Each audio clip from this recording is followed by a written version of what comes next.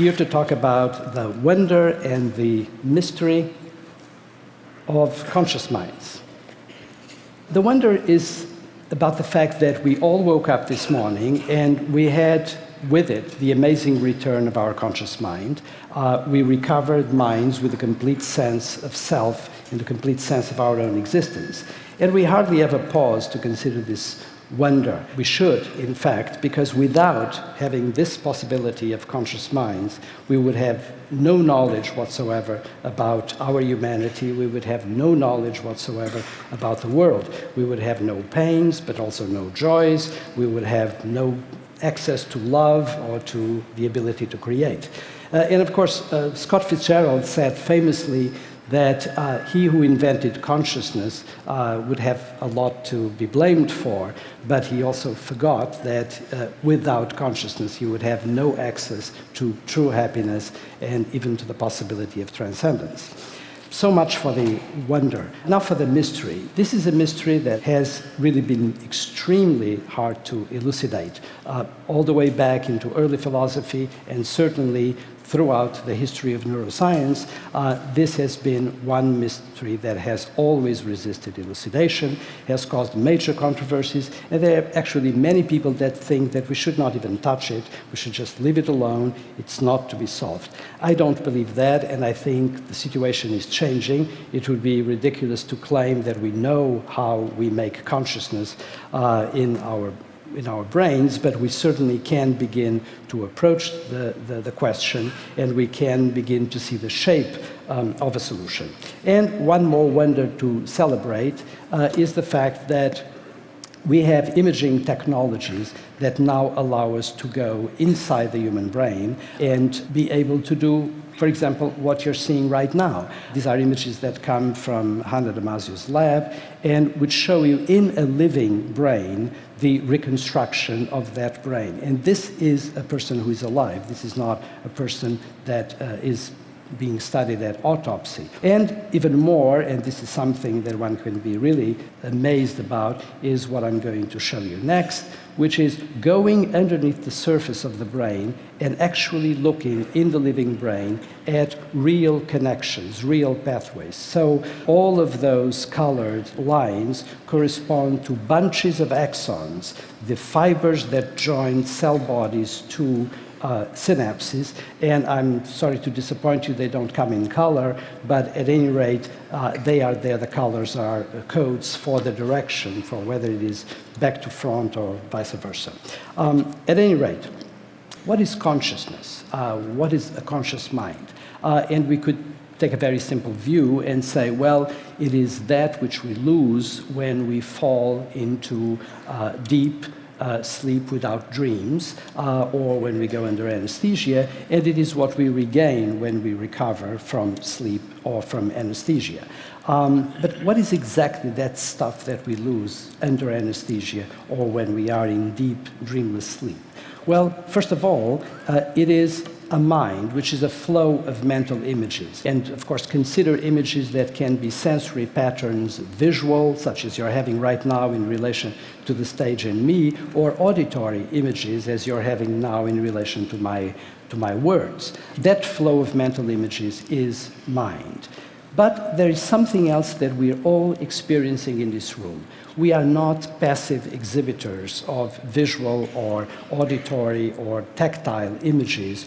We have selves. We have a me that is automatically present in our minds right now. We own our minds, and we have a sense that it's every one of us that is experiencing this, not the person who is sitting next to you. So in order to have a conscious mind, you have a self within the conscious mind. So a conscious mind is a mind with a self in it. The self introduces a subjective perspective in the mind, and we are only fully conscious when self comes to mind. So what we need to know to even address this mystery is, number one, how minds are put together in the brain, and number two, how selves are constructed. Now, the first problem is relatively easy. It's not easy at all, but it is something that has been approached gradually in neuroscience. And it's quite clear that in order to make minds, we need to construct neural maps. So imagine a grid like the one I'm showing you right now, and now imagine within that grid, that two-dimensional sheath, imagine neurons. And picture, if you will, a billboard, a digital billboard where you have elements that can be either lit or not. And depending on how you create the pattern of lighting or not lighting the digital elements, or for that matter, the neurons in the sheath, you're going to be able to construct a map.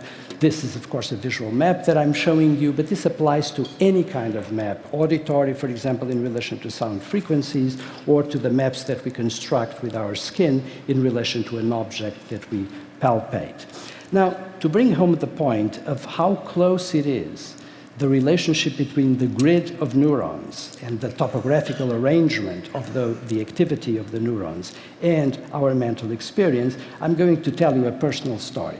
So if I cover my left eye, I'm talking about me personally, not all of you. If I cover my left eye, I look at the grid pretty much like the one I'm showing you. Everything is nice and fine and perpendicular.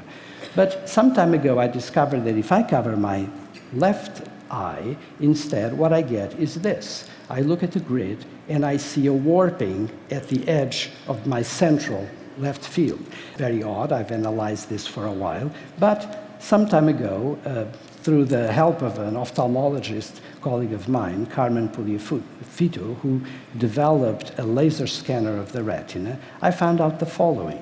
If I scan my retina through the horizontal plane that you see there in the little corner, what I get is the following. On the right side, my retina is perfectly symmetrical. You see the going down towards the fovea, where the optic nerve begins, but on my left retina, there is a bump, which is marked there by the red arrow, and it corresponds to a little cyst that is located below. And that is exactly what causes the warping of my visual image. So just think of this. You have a grid of neurons, and now you have a plane mechanical change in the position of the grid, and you get a warping of your mental experience. So this is how close your mental experience and the activity of the neurons in the retina, which is a part of the brain located in the eyeball, or, for that matter, a sheath of visual cortex. So from the retina, you go on to visual cortex, and of course the brain adds on a lot of information to what is going on in the signals that come from the retina.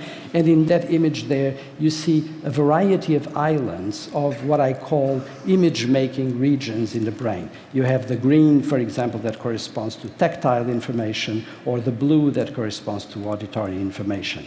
And something else that happens is that those image-making regions, where you have the plotting of all these neural maps, can then provide signals to this ocean of purple that you see around, which is association cortex, where you can make records of what went on in those islands of image making. And the great beauty is that you can then go from memory out of those association cortices and produce back images in the very same regions that had perception. So think about how wonderfully convenient and lazy the brain is. So it provides certain areas for perception and image making, and those are exactly the same that are going to be used for image making when we recall information. So far, the mystery of the conscious mind is diminishing a little bit because we have a general sense of how we make these images. But what about the self? The self is really the elusive problem. And for a long time, people did not even want to touch it, and because they say, how can you have this sort of reference point, this stability that is required to maintain the continuity of selves day after day? And I thought about a solution to this problem is the following. We generate brain maps of the body's interior and use them as the reference for all other maps. So let me tell you just a little bit about how I came to this. I came to this because if you're going to have a reference that we know as self, the me, the I in our own processing, we need to have something that is stable, something that does not deviate much from day to day. Well, it so happens that we have a singular body. We have one body, not two, not three, and so that is a beginning. There is just one reference point, which is the body. But then, of course, the body has many parts, and things grow at different rates, and they have different sizes in different people. However, not so with the interior. The things that have to do with what is known as our internal milieu, for example, the whole management of the chemistries within our body, are in fact extremely maintained day after day for one very good reason. If you deviate too much in the parameters that are close to the midline of that life-permitting survival range, you go into disease or death. So we have an inbuilt system within our own lives that ensures some kind of continuity. I like to call it an almost infinite sameness from day to day, because if you don't have that sameness physiologically, you're going to be sick or you're going to die. So that's one more element for this continuity. And the final thing is that there is a very tight coupling between the regulation of our body within the brain and the body itself, unlike any other coupling. So, for example, I'm making images of you, but there's no physiological bond between the images I have of you as an audience and my brain. However, there is a close, permanently maintained bond between the body regulating parts of my brain and my own body. So here's how it looks. Look at the region there. There is the brainstem in between the cerebral cortex and the spinal cord. And it is within that region that I'm going to highlight now that we have this housing of all the life regulation devices of a body. This is so specific that, for example, if you look at the part that is colored in red in the upper part of the brainstem, if you damage that as a result of a stroke, for example, what you get is coma or vegetative state, which is a state, of course, in which your mind disappears, your consciousness disappears. What happens then actually is that you lose the grounding of the self, you have no longer access to any feeling of your own existence, and in fact there can be images going on, being formed in the cerebral cortex, except you don't know they're there. You have in effect lost consciousness when you have damage to that red section of the brainstem. But if you consider the green part of the brainstem, nothing like that happens. It is that specific. So in that green component of the brainstem, if you damage it, and often it happens, what you get is complete paralysis, but your conscious mind is maintained. You feel, you know, you have a fully conscious mind that you can report very indirectly. This is a horrific condition. You don't want to see it. And people are, in fact, imprisoned within their own bodies, but they do have a mind. There was a very interesting film, one of the rare good films done about a situation like this, by Julian Schnabel some years ago, about a patient that was in that condition. So now I'm going to show you a picture. I promised not to say anything about this, except this is to frighten you. It's just to tell you that in that red section of the brainstem, there are, to make it simple, all those little squares that correspond to modules that actually make brain maps of different aspects of our interior, different aspects of our body. They are exquisitely topographic, and they are exquisitely interconnected in a recursive pattern. And it is out of this, and out of this tight coupling between the brainstem and the body, that I believe, and I could be wrong, but I don't think I am, that you generate this mapping of the body that provides the grounding for the self, and that comes in the form of feelings. Primordial feelings, by the way. So what is the picture that we get here? Look at cerebral cortex, look at brainstem, look at body, and you get a picture of the interconnectivity in which you have the brainstem providing the grounding for the self in a very tight interconnection with the body, and you have the cerebral cortex providing the great spectacle of our minds with the profusion of images that are in fact the contents of our minds and that we normally pay most attention to, as we should, because that's really the film that is rolling in our minds. But look at the arrows. They're not there for looks. They're there because there's this very close interaction. You cannot have a conscious mind if you don't have the interaction between cerebral cortex and brainstem. You cannot have a conscious mind if you don't have the interaction between the brainstem and the body.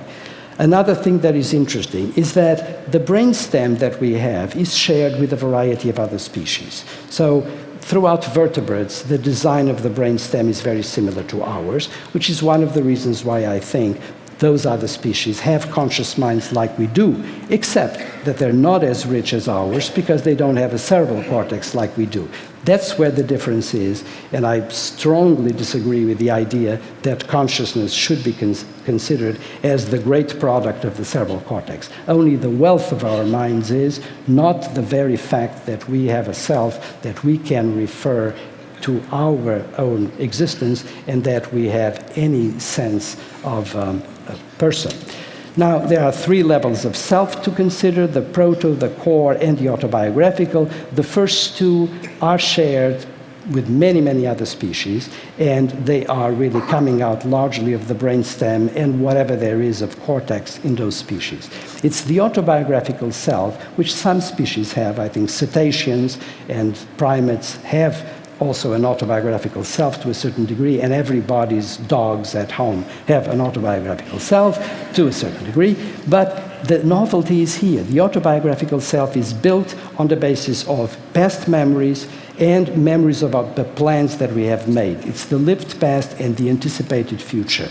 And the autobiographical self has prompted extended memory, reasoning, imagination, creativity, and language, and out of that came the instruments of culture: religions, justice, trade, the arts, science, technology.